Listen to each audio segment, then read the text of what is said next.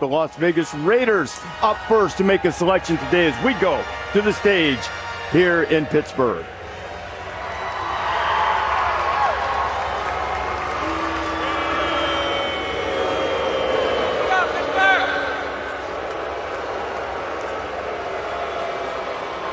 Thank you to the University of Pittsburgh Marching Band for bringing and setting the tone for what will be an unforgettable day 3.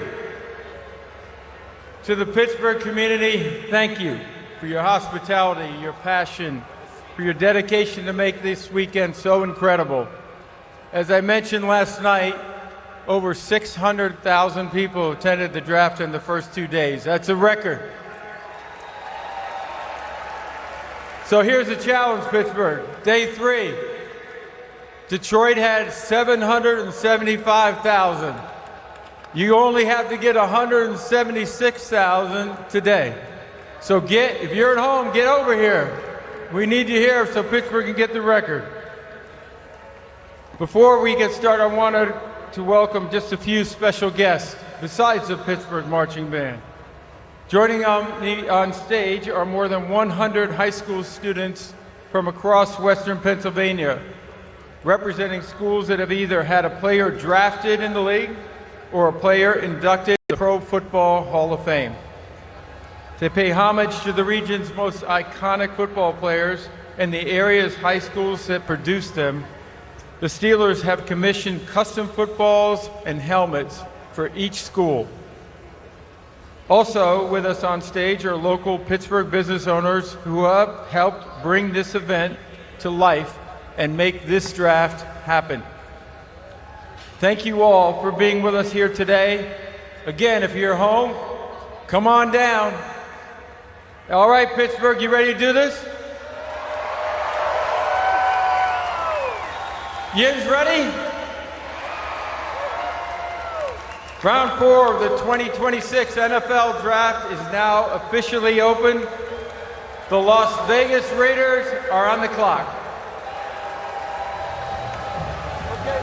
But just as we started this draft on Thursday evening, the Las Vegas Raiders will make the first pick of day 3, just as they did on day 1 when they selected their quarterback of the future, perhaps even of the soon-to-be present in Fernando Mendoza. I've introduced everybody. Glad to have you with us on day 3. Mel Kiper, we'll start with you. Now, look, the sheer math of their math majors out there that when I put up that graphic that said 63% from rounds 4 through 7, well, that's because over 60% of the players drafted will come on this third day.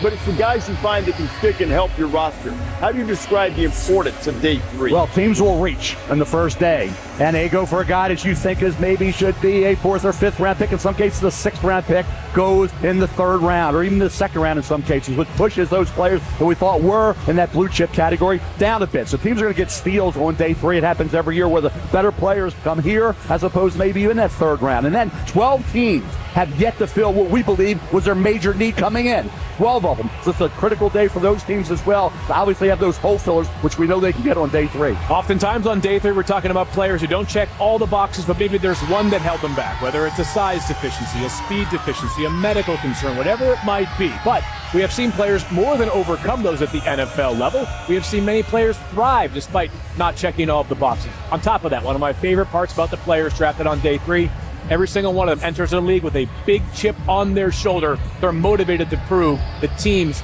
were wrong for not taking them soon. Absolutely. And I look at the board, what's available still. Mel mentioned it. We saw some teams maybe reach on day 2. I still have 20 players in my top 100 on the board. I'd be curious to see your guys' rankings as we go deep. How many of those top players have made it to still be on the clock today? We're talking about Keontae Scott, who was huge for Miami in that national championship run that they got to with Indiana. There's a lot of talent on the board, Lou. I know you know this as well as anyone. Good players are going to get drafted early today. Yeah, and a lot of the reason why is because of the fact that, look, when we're talking about 4th, 5th, 6th, 7th rounders, these guys have high personal and football character. That's why you wind up making it in the NFL when you don't get all the reps that the 1st and 2nd and 3rd rounders get. You have to take advantage of every opportunity that you have. And the only way you can do that is if you're extremely intrinsically motivated individual. A lot of these guys who get drafted on this day are, and the motivation of being drafted on this day is what propels them on to have great careers. How about some of these guys, Lewis, that are still available, guys that you're looking for that teams can really make a splash by getting them early? Yeah, I'm telling you, I'm going to start with one of the guys who's right now attending, where he did attend my alma mater, Kyle Lewis. I'm just shocked that he's still on the board here, Reese. He's going to be a do-it-all type of linebacker, playing the will linebacker position. Makes interceptions. He's a turnover-producing machine. Jeff Caldwell, the do-it-all wide receiver from Cincinnati, 6'5", 216 pounds, 4.37 in the 40.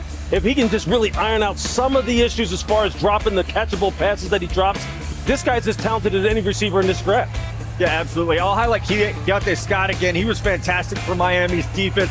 He can play inside, can play outside. I think he was the best blitzing nickel corner in the entire draft. We saw that play out this past year for the Hurricanes. But how about Mike Washington Jr.? 223 pounds. All he does is run a 4.33 in the 40-yard dash, the NFL scouting combine, the fastest of any running back this past year. We only saw 3 backs come off the board throughout the entire draft. 100 picks, 3 backs. Mike Washington should come off the board very, very early tonight. Okay, we will come back in a matter of moments to Field and Mel's still available guys. Some big names, including Jarmod McCoy, the cornerback from Tennessee. And now we thought the Raiders pick was in, but now we've got just a little bit of time before that pick is announced. So what about some of the guys who are still available? Yeah, let's start with the fastest player at the NFL Combine this year, Reese. Brennan Thompson, wide receiver from Mississippi State. Previously spent time at Oklahoma and Texas. Speed, 4.26. That part is excellent. I thought that speed was functional on tape as well. You're seeing him blow by guys, see cornerbacks lining up with their weight on the back of their heels because they are worried about finding a way to catch up to Brennan Thompson. Jalen Farmer, old school throwback guard, powerful, heavy hands, Mel, good athlete as well. Got a guy who can cover and a guy who can catch the football. Chandler Rivers, such a key entity for the Duke Blue Devils, playing in his slot. He ran a 4.4, 39 vertical, so smart, so opportunistic. And Skylar Bell for UConn, the Huskies, did a great job, gets yards after the catch. He as well ran 4.4. You can play him outside, you can play him in his slot. He was so critical. Such a great player, had over 100 receptions this past year. As for Rivers, he's like a lot of guys. Maybe the productivity was a little bit better in 24 than in 25. Raiders made a swap with the Bills to get the first pick here in the 4th round, and their first pick at day 3 about to be announced right now. Management Council Devin Booth. With the 101st pick in the 2026 NFL Draft, the Las Vegas Raiders select Jermod McCoy, defensive back, Tennessee. I promise you, I wasn't tipping a pick. I had no idea. He was just a storyline that as we talked this morning to set up day 3, that we were all waiting to see when the Tennessee cornerback, who's had a knee injury that has caused a lot of organizations some concern about when he would go, because many people believe that just based on what you're about to see with the talent on the field, this is a top 10, top 15 type of pick.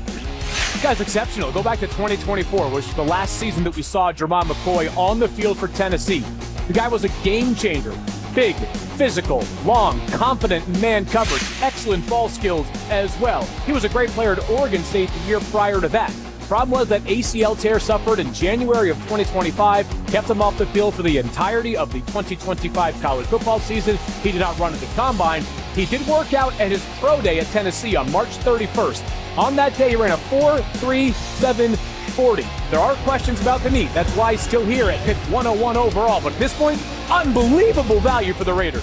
Look, he is, without a doubt, to me, all things being equal, which obviously they aren't because of the health, he's the best corner in this draft. Agreed. There's nothing that he can't do. He can play man, he can play zone, he can play press, he can play off, he'll tackle, he'll compete. He can do it all. It's one of the most unfortunate situations I've seen in recent memory of a guy sliding who was undoubtedly, in my mind, the #1 player at his position. But man, what a fortunate pick for the Las Vegas And if Raiders. you're John Spytek, you're going, I'm living right. Because I got myself someone who may be a starter from day one. So Jarmod McCoy, who went to the same high school as Patrick Mahomes, now will To announce the Buffalo Bills his selection. path in the NFL with the Las Vegas Raiders. Bill's about to make a selection, and we will go to Ontario, Canada for the pick. Bills Mafia! Your neighbors to the north are coming at you live from the Friendship Arch at Niagara Parks in Niagara Falls, Canada. With the 102nd pick in the 2026 NFL Draft, the Buffalo Bills select Jude Bowry, tackle, Boston College.